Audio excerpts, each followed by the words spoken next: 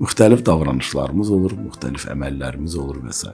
Və bu sual var ki, bizim bu əməllərimiz hardan qidalanır? Və Quran bizə, Rəbbimiz bizə açıq-aydın bunu bizim şakiləmizdən qaynaqlandığını buyurur. Bizim həvai nəfsimiz. Əgər biz nəfsimizin tərbiyəsi ilə məşğul olmasa, biz şakiləmizin formalaşdırılmasına məşğul olmasa, orada üstələmə, orada hayküy, orada dominantlıq həvai nəfsdə olacaq. Fitrətimiz, insanın pak fitrəti. Amma tək bu deyil ki.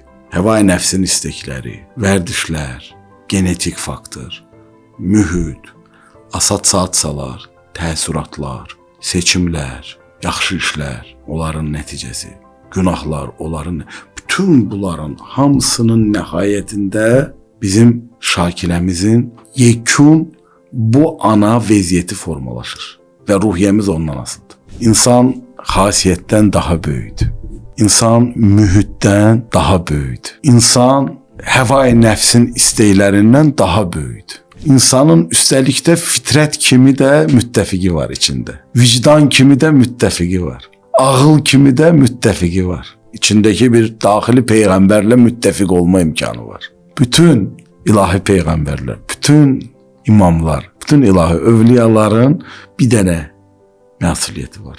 Bizi qaranlıqlardan çıxarda, nura apara. İçimizdə həvai nəfs meydan sulayanda, kənardan da ilahi mesajı yox, insanların nəfslərinin ödəməsinə səy göstərdikdə nə baş verir? Bu gün baş verən olur. Huzursuzluq, narahatlıq, Həzrəti Adəm və Həzrəti Həvva bir haram olmayan bir tərk-i övla elədiklərinə görə, yəni bir iş görüblər ki, ən yaxşı olmayıb. Ən yaxşını tərk elədiyinə görə bu tənəzzülləri olub övliyalardan, ürəfadan biridir. Ey insan, sən günah eləyəndə nə düşünürsən?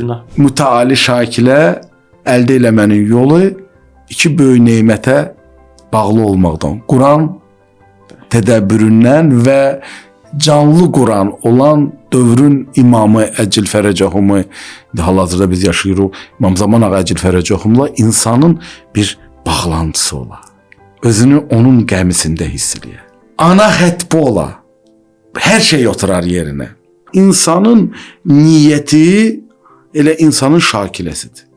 Şakiləmizin özü də bir əməldir. Bu ana hansı şakiləyə malikik, biz bunun bu vəziyyətdə olmasına artıq məsuliyyət daşıyırıq. Bu özü də bir əməlin məhsuludur. Bağışlayan və mehriban Rəbbimizin adıyla əziz Hacı, sizi və dəyərli izləyicilərimizi Quran işığında verilişimizin növbəti buraxışından salamlayıram. Aleyküməssalam və rəhmətullah, bərəkət. Mübarək Ramazan ayı boyunca fürsətimiz oldu. Hər gün günorta namazlarından sonra Quran işığında bəhsində, podkastımızda Telegram üzərindən buraxılışlar təqdim etdik. İman əhlinin xidmətində olduq və müxtəlif Quran ayələri üzərindən əsasən konseptual, həyatımıza birbaşa təsiri olan və əhəmiyyətli mövzular üzərindən müzakirələrimiz oldu. Dəyərli izləyicilərimizdən qulaq asma fürsəti olmayanlar Telegram kanalından keçmiş tarixlərə qayıdaraq səs yazılarını tapıb dinləyə bilərlər. Orada müxtəlif ayələrə müzakirəsi olub və danışdığımız ayələrdən biri də İsra surəsi 84-cü ayə şakilə bəhsi olub və istərdik bu mövzuda YouTube üzərindən də podkastımızda ümumi bir baxışla ayəyə nəzər salaq, ayədən birbaşa yenə də həyatımıza təsir olan müəyyən mövzulara toxunaq. İcazənizlə ayənin ərəbcəsi və tərcüməsi ilə başlayaq və sizin fikirlərə sonra mövzulara keçək. Əziz Rəbbimizin adı ilə Allahın mərhəmətinə sığınırıq. Allahdan hamımız üçün bağışlanma diləyirik və doğrudan da mübarək Ramazan ayı boyunca bu böyük bir dənə Allahın lütfu idi və fürsəti idi ki, demək olar hər gün kiçik istisnalarla bəzən fasilələr olurdu, amma demək olar əksər günlər günorta vaxtı və günorta namazından sonra və bu hər kəsin çox aktiv və məşğul olduğu bir vaxt biz Quran işığında 20 dəqiqə, ən azı 30 dəqiqə, 30 dəqiqəcən gedirdi də. Bəli, 30 dəqiqəyə qədər gedirdi. Və çox maraqlı idi və hər gün bu ilk olaraq özümüz üçün təbii ki, önəmlidir. Quranla olma tədəbbür eləmə, hazırlaşanda da Quran üzərində düşünmə, bu ayələr üzərində düşünmə. Yekununda da bəzən suallar gəlirdi və bu kimi çox önəmlidir. Ona görə Allaha sonsuz şükürlər edirik ki, bu lütfü nəsib etdiyi üçün. Doğrudan da indi bax biz neçə müddətdir də bu verilişlərdən keçir. Sanki bu çətin gələn bir mövzudur, amma o vaxtı çox rahat, gündəlik və adi bir mövzuydu, bəli. Və biz düşündük ki, nə edək? Oradakı önəmli bəhslər ki var, onlar bəli Telegramda sesli kimsə istəsə qulaq asa bilər. Onları Allah lütf eləsin, fürsət nəsib eləsin. Biz bunları elə geniş miqyasda studiyada bunların çəkilişləri olsun və əziz iman əhlinin xidmətində bu vaxtda təqdim edək inşallah. Bugünkü mövzu İsra surəsinin 84-cü ayəsi ilə bağlı fövqəl önəmli bir məsələdir. Belə mən dünəndən bu haqda düşünürəm, gündəlik həyatıma tətbiq etməyə çalışıram. Əminəm ki, elə siz də hazırlaşan zaman elə bu həmən vəziyyətdir, mövzudur. Ayə çox lakonik, həm dərin, həm geniş, həm hər sahəni əhatə edə biləcək bir mövzunu bizə Rəbbimiz çatdırır. İsra surəsinin 84-cü ayəsində buyurulur ki: "Qul kullun ya'malu ala şakilətihi ferabbukum a'lamu bimen huve ehda sabila." De, hər kəs öz şakiləsinə uyğun əməl edir. Hər kəs. Yaradılış aləmində ümumiyyətlə hər kəs, hər şey öz şakiləsinə uyğundur. İnsana aid xüsusən götürsək, yəni hər bir insan öz şakiləsinin məhsuludur. Rəbbimiz isə kimin doğru yola daha yaxın olduğunu daha yaxşı bilir. Birinci önəmidir mövzunun, deyilir ki, yəni bunun çatdırılmasının əhəmiyyəti. İkinci mövzu budur ki, əməldən söhbət gedir. Əməl çox önəmlidir də. Biz hamımız hər gün müxtəlif davranışlarımız olur, müxtəlif əməllərimiz olur və s. Və bu sual var ki, bizim bu əməllərimiz hardan qidalanır? Və Quran bizə, Rəbbimiz bizə açıq aydın bunu bizim şakiləmizdən qaynaqlandığını buyurur. Və bizim şakiləmizin necəliyindən, niyyətimizin necəliyindən, daxili tutumumuzun necəliyindən də Rəbbimiz hamıdan çox xəbərdardır və o tutumumuzun, mənəvi halımızın, vəziyyətimizin nə qədər doğru yola daha yaxın olduğunu Rəbbimiz bilir. Ona görə biz bu gün bu haqda geniş danışarıq. Mənim istərdim sizə bu vaxtda ilə sual verim ki, ümumiyyətlə nə qədər sizcə gündəlik həyatda bu namaz qılan, qılmayan, ibadət əhli olan, olmayan, ümumiyyətlə insanlar üçün davranışlarını düşünmə, davranışlar haqqında fikirləşmə, ümumiyyətlə o hardan meydana gəlir, belə deyə refleksiya eləmə. Bu nə qədər aktualdır sizcə indi? Bu mövzu İsra surəsi 84 şakilə bəhsi mənim üçün əslində bir çox sualların cavabı düşünürəm ki, burada var. Ümumiyyətlə insan davranışlarında. Hal-hazırda təəssüf ki, davranışların mənbəyinin haradan gəlməsi bir o qədər də aktual görünmür gündəlik insanların həyatında, amma bizdə, bəli, dünyada çox refleksiya mövzusu. Dünyada bir dənə tək psixologiyada deyil. Ümumiyyətlə elə müasir özünün inkişaf mövzularında, coaching temalarında da, psixoloji mövzularda da bu dəqiqə ümumiyyətlə transformasiya mövzularında mən bunu niyə toxunuram? İş dünyasında, dünyadan danışırıqsa, istəyir ingilis dilli mühitdə, istəyir rus dilli mühitdə, o şey ki, mən o ab-havaların, cürbəcür ekosistemlərin, cürbəcür elmi yaxud ümumiyyətlə inkişaf ekosistemlərinin içində, məna yüklü ekosistemlərin içində mən müşahidə edirəm.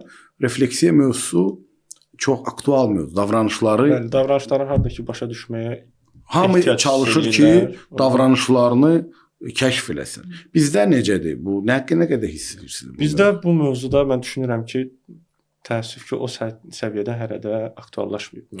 Yəni, inancılı mühitdə, mütədəyi mühitdə bu aktualdır. Muraqibə var. İnsan oturur, fikirləşir. Mən nə elədim, necə elədim, nə eləyim, nədir, bir mövzu var. Amma ümumən bu özünün inkişaf bugünkü bir trenddir. Orada ümumiyyətlə o refleksiya mövzusu nə qədər? Məncə hələ ki, o bizim gündəlik həyatımıza daxil olmayıb bizim toplumda. Maraqlı. Bu günləri belə biz verilişə gələndən öncəki o saatlarda Boltdaydım.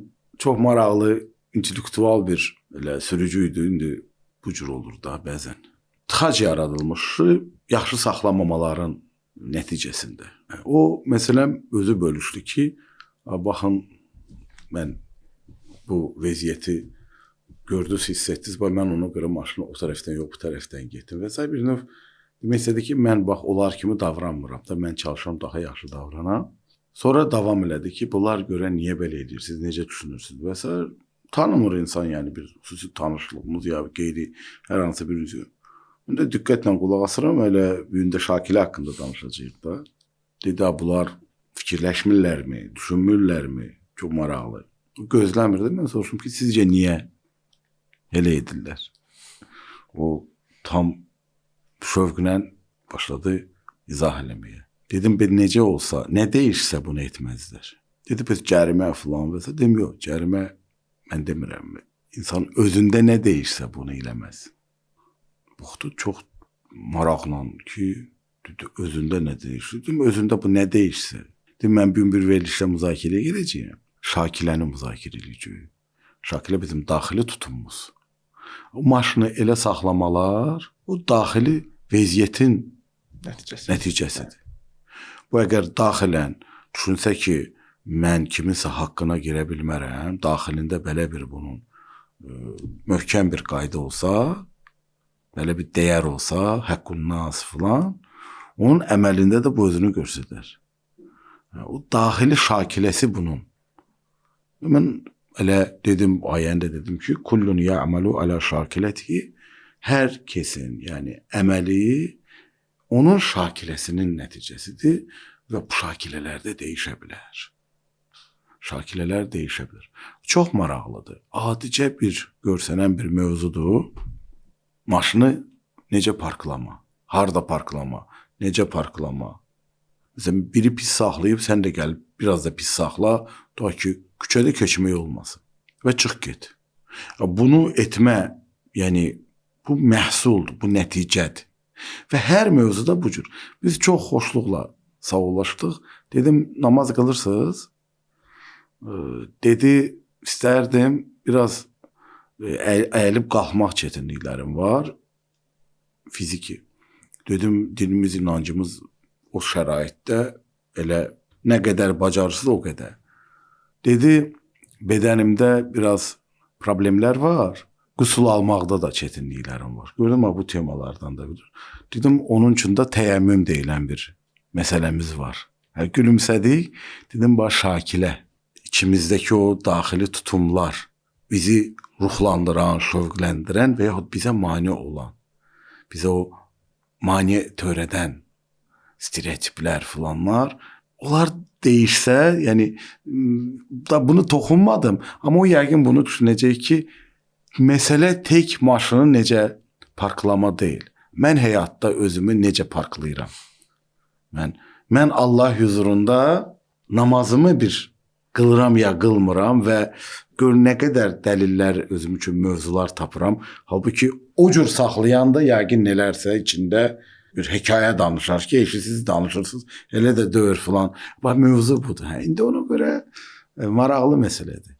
Bizim gördüklərimiz hamısı əslində nəticələrdir. Bunların bir səbəbi var. Fonunda hansı mənbədən gəlir ümumiyyətlə bu davranışlar, onu başa düşmək önəmlidir.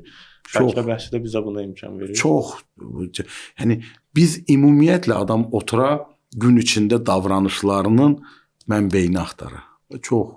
Hətta biz indi bu ayəni danışdıqda da mən formal olaraq ki, qul kullun ya'malu ala şakilətihi deyək və mənasında deyək, 4-5 dənə də təfsiri nöqtələrə də toxuna, sağollaşaq gedək. Mən istəyirəm ki, biz bu mövzuya bir işığı salaq bu tərəfdən də.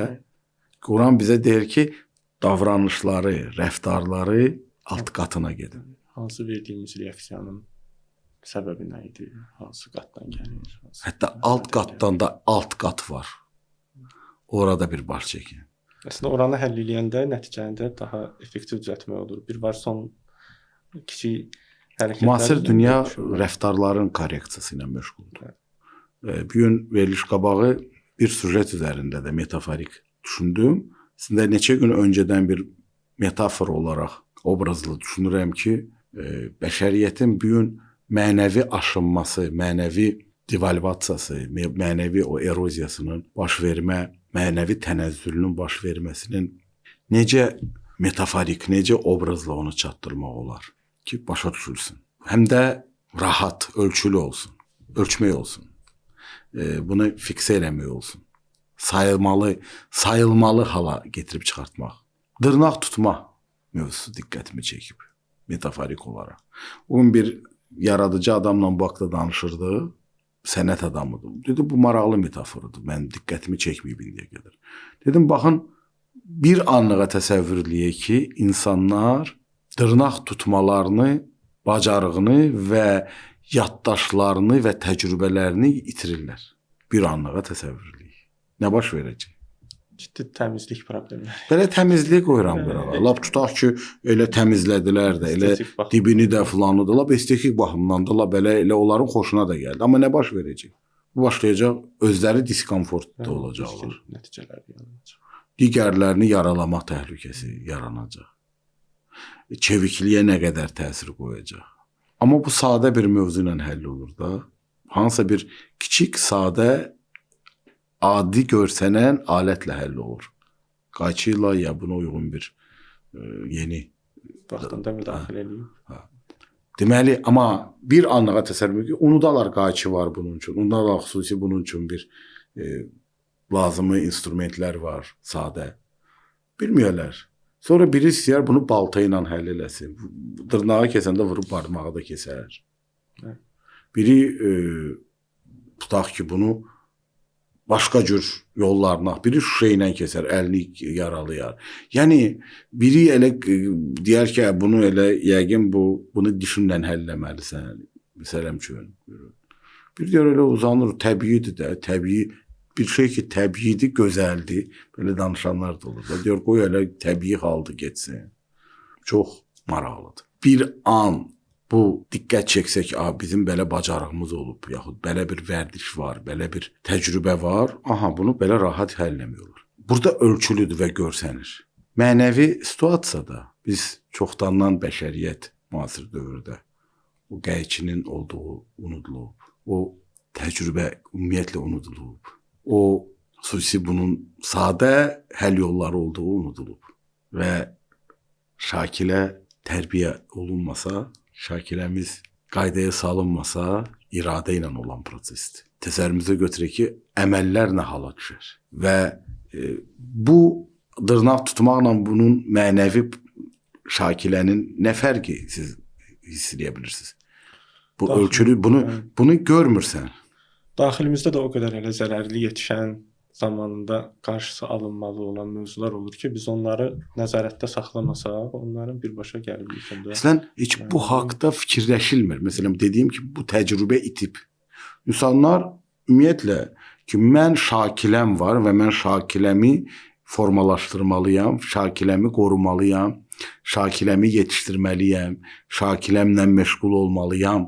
Ümumiyyətlə, bu təlim-tərbiyə sistemində bu haqda nəsə var? Təəssüf ki, təlim-tərbiyə ümumiyyətlə ondan məşğul olmuş hal-hazırda. Yəni, bu mövzudur.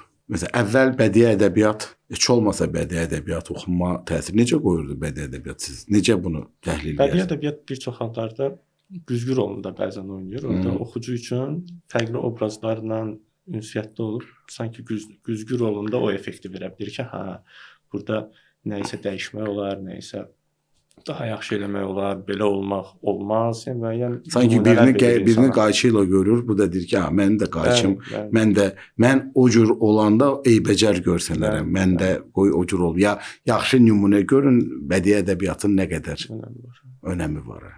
Hacı, biz burada əməllər və daxili aləm arasında qeyd elədik və ayəyə də baxanda əslində ayədə də buyurulur ki, hər kəs öz şakiləsi, öz daxili vəziyyəti, nəfsi quruluşu əsasında davranır, əməl edir. Mən istərdim ümumiyyətlə həmin əməllər və insanın daxili aləmi arasında əlaqəyə bir toxunaq. Çünki biz daxili aləm özü mürəkkəbdir. Daxili aləm bizim mənəvi əhvalımız var, daxili aləm psixoloji vəziyyətimiz var, burada bizim vərdişlərimiz var.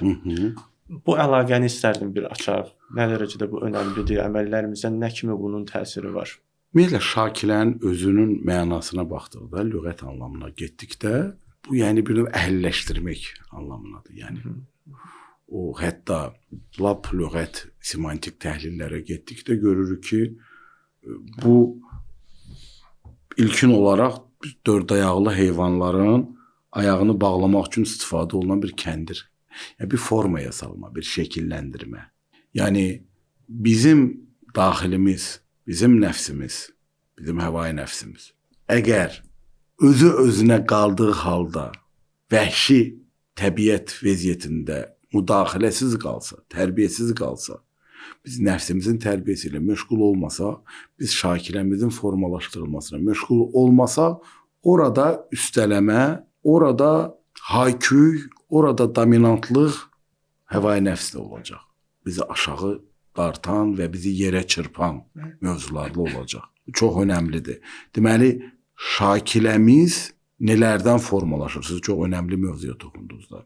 Fitrətimiz, insanın pak fitrəti.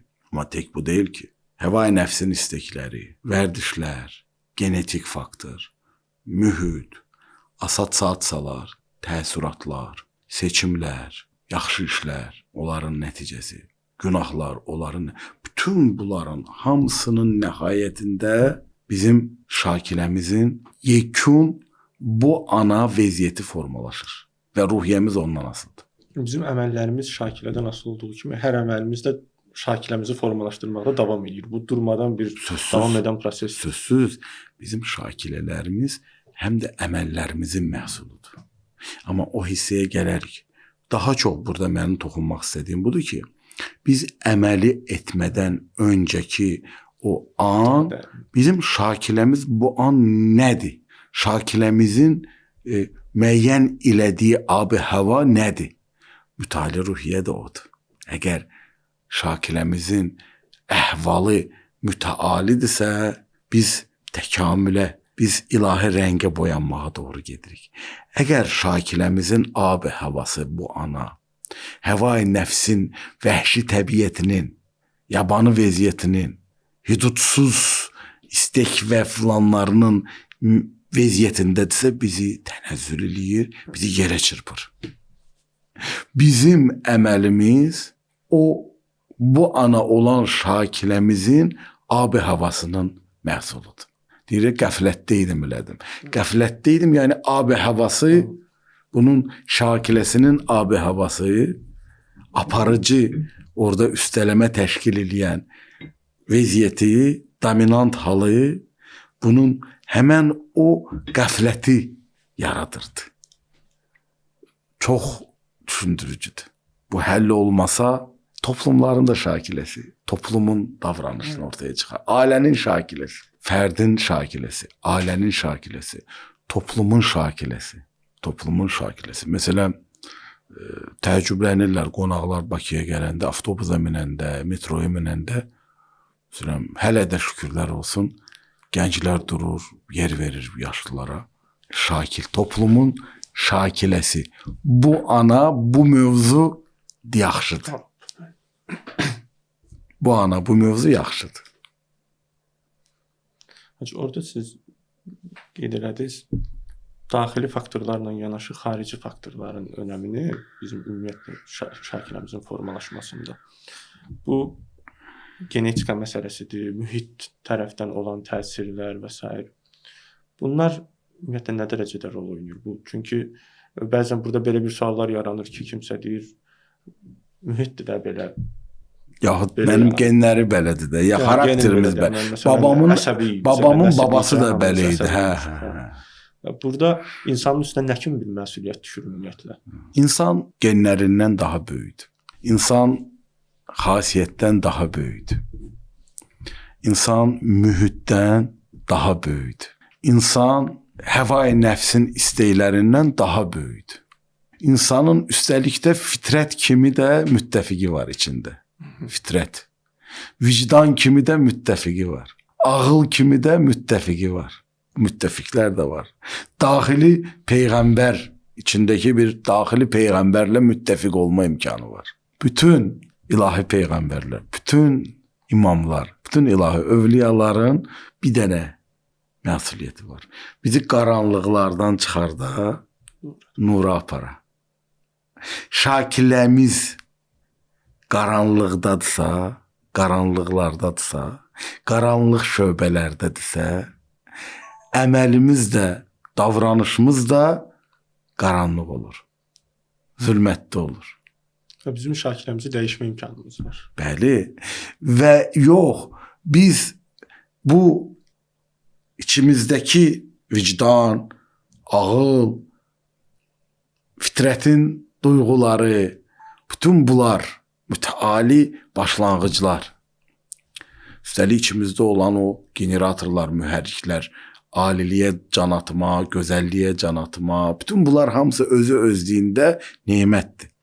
Bütün bunlar əgər bizdən kənardan aldığımız o ilahi mesajla, ilahi övliyaların çağırışıyla ki, qaranlıqlardan çıxıb nura getmə, bu üst-üstə düşür. Çox doğmadır. Eyni ruhdur. Eyni yaşama dərzidir. Və bütövləşmə baş verir. Bəsitdir, rahatdır. Amma qaranlıqlara getdikdə qəlizləşir. Qaranlıqlara getdikdə mürəkkəbləşir, çetinləşir. Allahın dostlarının çağırışlarını insan qəbul etdikdə və içindəki fitrətlə də bu birləşəndə aramlıq meydana gəlir. Şakiləmizdə mütali ruhi olduqda, mütali mesajı da qəbul etdikdə aramlıq yaranır. İçimizdə həva-i nəfs meydan sulayanda, qaranlıqlar şöbələrində içimizdə olduqda, kənardan da ilahi mesajı yox, insanların nəfslərinin ödəməsinə səy göstərdikdə nə baş verir? Bugün baş verən olur. Huzursuzluq, narahatlıq, ödənmə baş vermir. Ödənmə şansı yoxdur ki. Çeşit tələbat o qədər artır. Problemlər artır. Aşağı endikcə daha da mürəkkəbləşir. Yuxarı mütəali hala gəldikdə çünki Allaha yaxınlaşmaq baş verir. Hər şey tövhidə, Allaha bağlanmada, ilahi rəngə yaxınlaşdıqda tövhid, bütövləşmə baş verir. Amma aşağı endikdə, şakiləmiz aşağı şöbələrdə və aşağı vəziyyətlərdə olduqda bizim davranış və hərəkətlərimiz də elə cürbəcür yarı can mövzularda ilişə qala qalır və həyatda gedir. Və burada da hər aşağı eniş öz-özlüyündə növbəti bir növ o qaranlığın mərhələsini də açır. İnsan ayıq olmalıdır ki, o qəflət dərinləşdikcə... Barək Ramazan ayında bir əhyaların birində bəhsimiz oldu da, o gün siz də hatırladınız ki, Həzrəti Adəm və Həzrəti Həvva bir haram olmayan bir tərk-i övla elədiklərinə görə, yəni bir iş görüblər ki, ən yaxşı olmayıb, ən yaxşını tərk elədiyinə görə bu tənəzzülləri olub. Ey insan, övliyalardan, ürəfadan biridir. Ey insan, sən günah eləyəndə nə düşünürsən? Günah bizi haralara endirir. Və orada o şakilədə əgər üstünlük mütəali ruhiyyə təşkil eləsəydi ki, Allaha sığınma və Allaha təvəkkül eləmə və deyibsə ki, buna yaxınlaşmayın, bu bizim üçün daha xeyirlidir. Bu üstələmə olsaydı, o şakilə fərqli bir inkişaf aparardı. Lənətli şeytanın şakiləsində nə çatmadı? Allahı tanıyırdı. Allahın yaratdığı. İbadət eləyirdi. Amma übudiyyəti yox idi. İtayəti yox idi. Şakiləsində itayət, Allaha itayət məndən çıxmamışdı və übudiyyət işə düşməmişdi. Şakiləsində mən də nəsə bilirəm, Allah mənə deyir, amma mənim də özümün bir bildiyim var. Və nə baş verir? Bu baş verir. O bir gün düşündüm bu haqda ki, elə veriliş öncəsi. Məsələn, uşaq körpə ikən elədiyi şeylərə görə qınanılmır ki, şakiləsi odur. Amma 20 yaşında adam onları eləsə, deyərlər, sən niyə belə edirsən? Deməli, şakilə mövzusu həm tüm faktorlar var da. Amma bu faktorların hamısından insan daha böyükdür. İnsanı Allah xəlifətullah olacaq qədər potensialına yaradıb. Xəlifətullah olacaq şakiləyə yələnə bilər insan.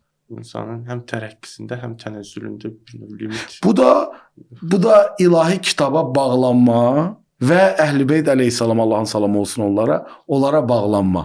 Daxili peyğəmbər, fitrət, ağıl, mütəali ruhiyyə və bu hardan qidanı alır? Bu alır qidanı ilahi kitabdan və hüccətullahdan. Ona görə ən mütəali şakilə əldə eləmənin yolu iki böyük nemətə bağlı olmaqdan. Quran tədəbbüründən və canlı Quran olan dövrün imamı Əcil Fərəcəhumu, hal-hazırda biz yaşayırıq, İmam Zaman Ağa Əcil Fərəcəhumla insanın bir bağlantısı ola. Özünü onun qəmisində hiss eləyə.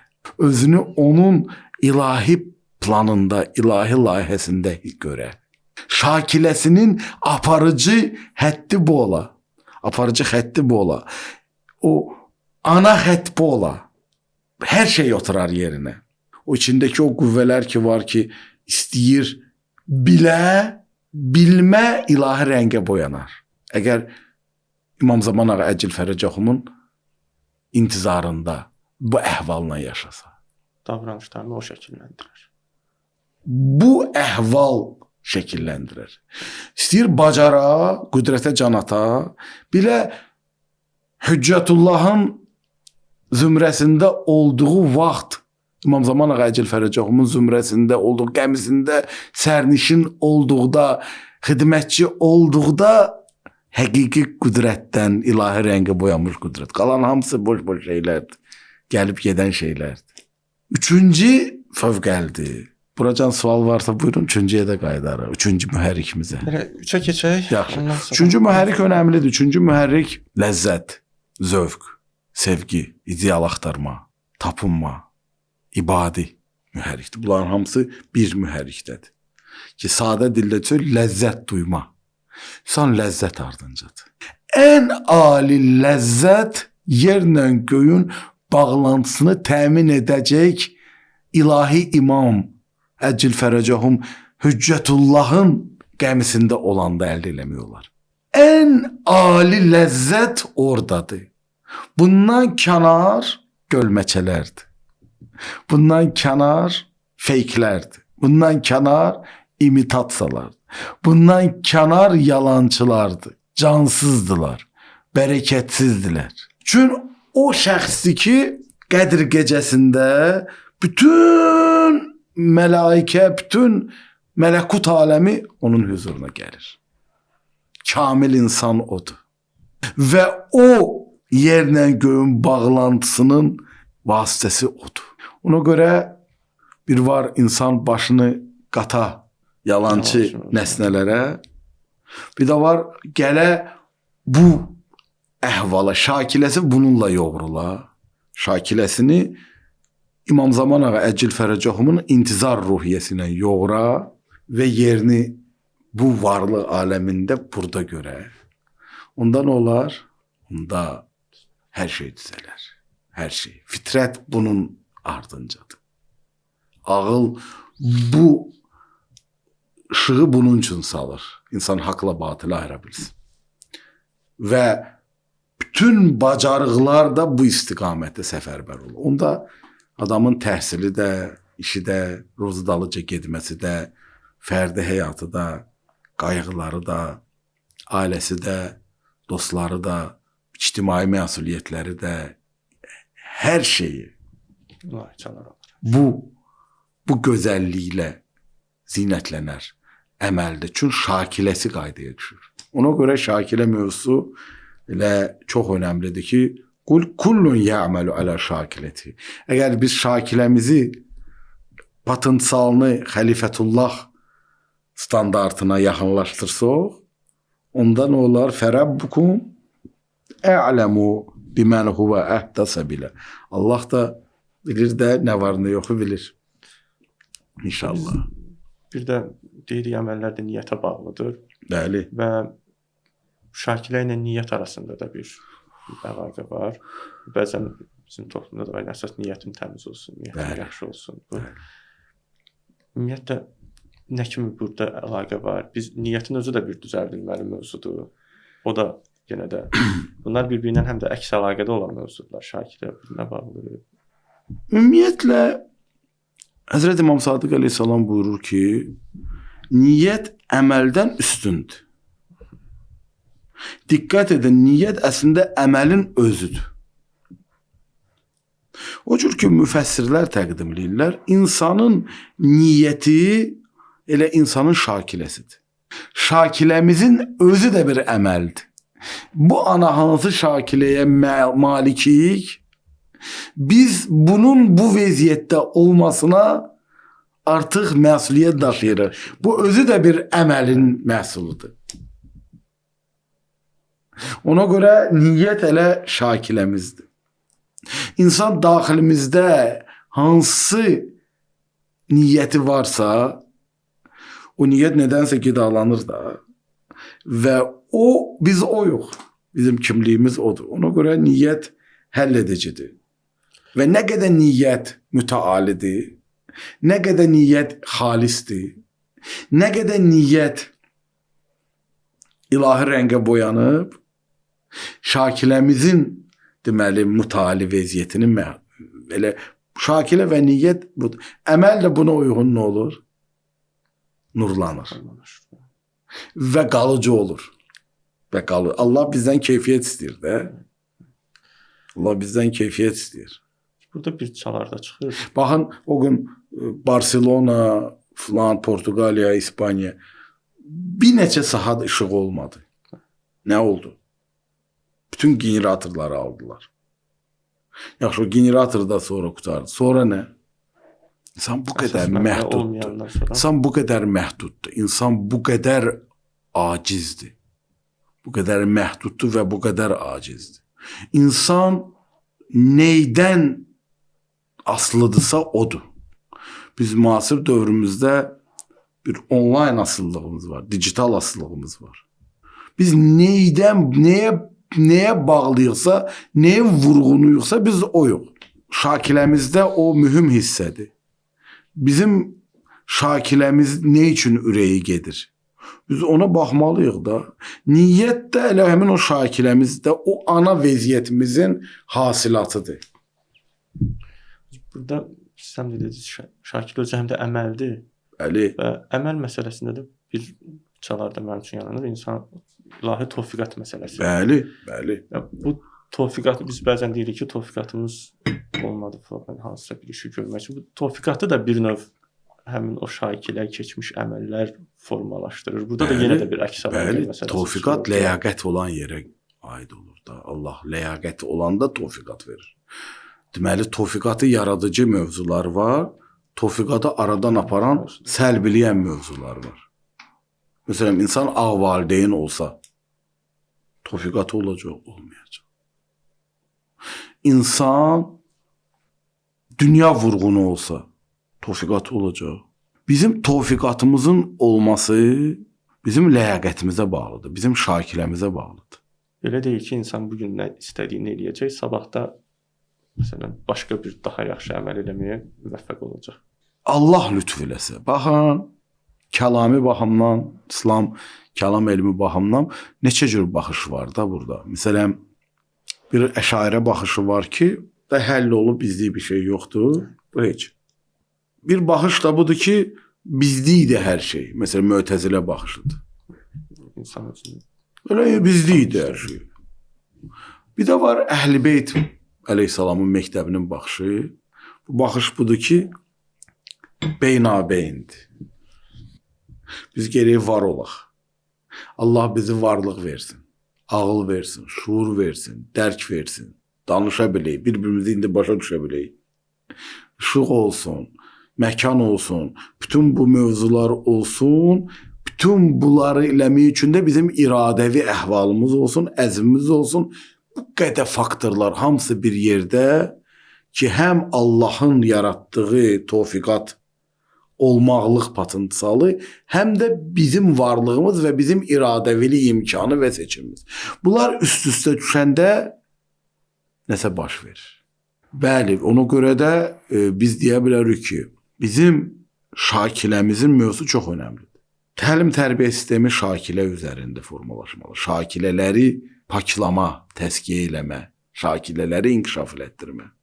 Biri gedir, baxırsan, çox da belə səliqə səhmanlı geyimdədir, zibil atır yerə.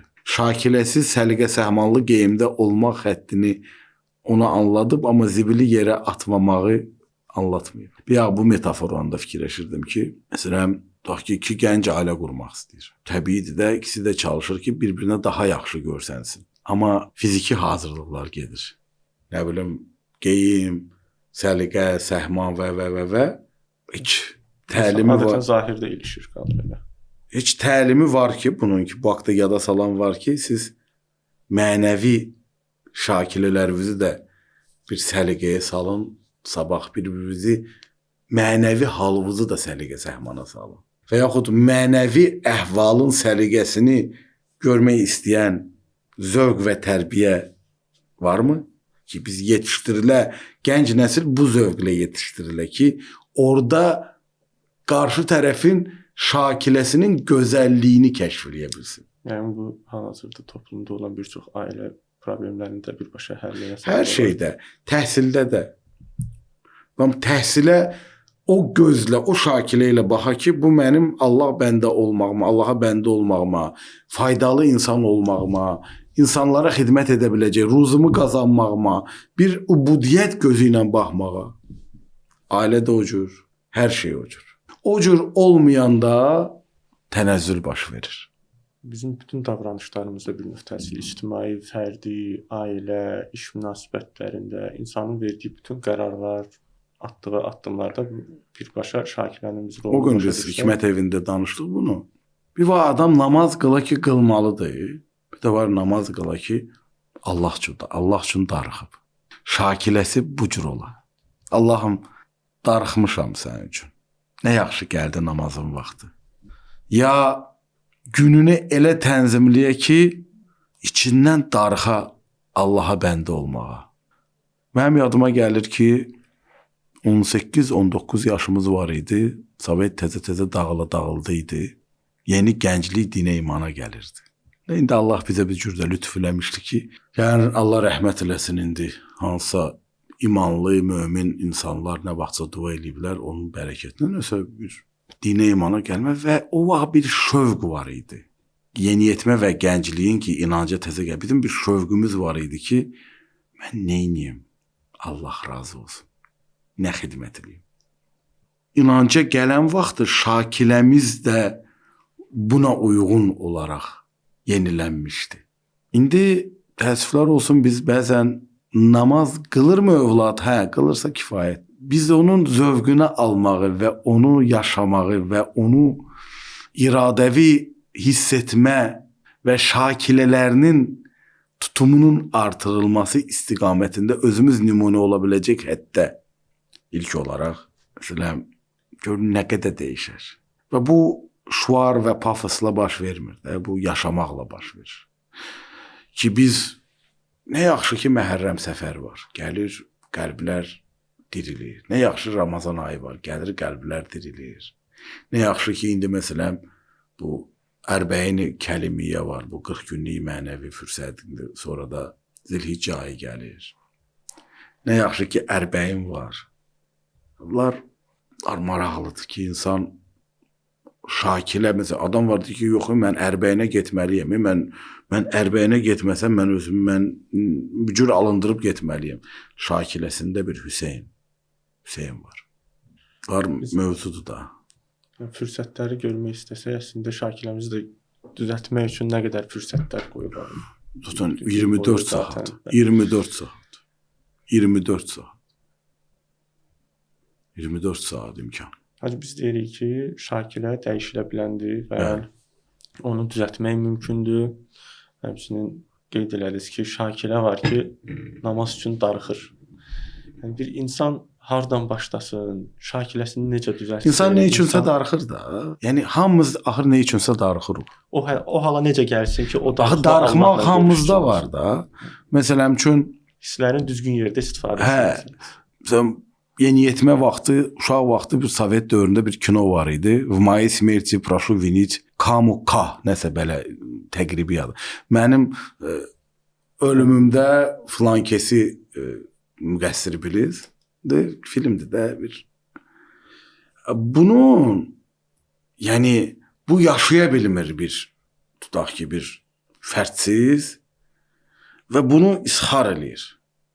İnsan məsələn darıxır, çoxdandır futbol oynamıram. Futbol oynamaq yaxşıdır, ona sözüm yox. Çoxdandır yaxşı kinoya baxmıram. Bunlar hamısı gözəldir. Bunlar hamısı məşq üçündür. Mən o gün də Hikmət evində dedim bunu. Bizim bir tələbə yoldaşım var idi. İndi də həyatdadır yəqin. Daha 10 illərdir xəbərim ətərim yoxdur. Yəni çox mənəvi bir adam idi. Bir gün gəldi ki, mən ailə qurmaq istəyirəm. Dedim, mən nə yaxşı, nə gözəl. Sevindim ki, axır bu hərəkətlənir. Dedi, istəyirəm Allaha aşiq olmağı öyrənəm. Əvvəl ailədə eşq və aşiqliyi öyrənmək istəyirəm ki, buradan anlayam ki, insanın insana bu sevgisi necə ola bilərsə, gör indi Allaha eşq necə ola bilər. Dedim, ilahi pərverdigarı. Mən çox mənəvi adamdır, yəni belə çox dəyərli bir mənəvi bir insandır. Bu darıxmalar ki var, bunlar yaxşı mövzulardır.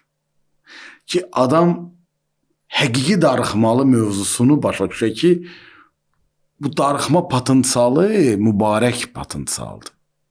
Tam İmam Zaman Ağa üçün, Əcil Fərəcahım üçün darıxa. Darıxa. Oturub baxa dünyaya, desə ki, gəlməsə on olmur. Darıxdım. Dünyaya adam baxanda nelər baş verir? Tam darıxa. Bəşəriyyətin şakiləsi inkişaf eləsə İmam Zöhur eləyəcək.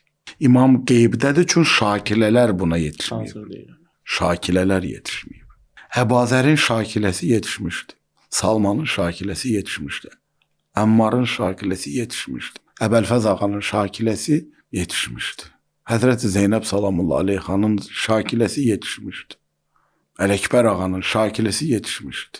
Bal, ölüm mənim üçün haqq uğrunda, ölüm mənim üçün baldan daha şirindir deyən balanın şakiləsi yetişmiş.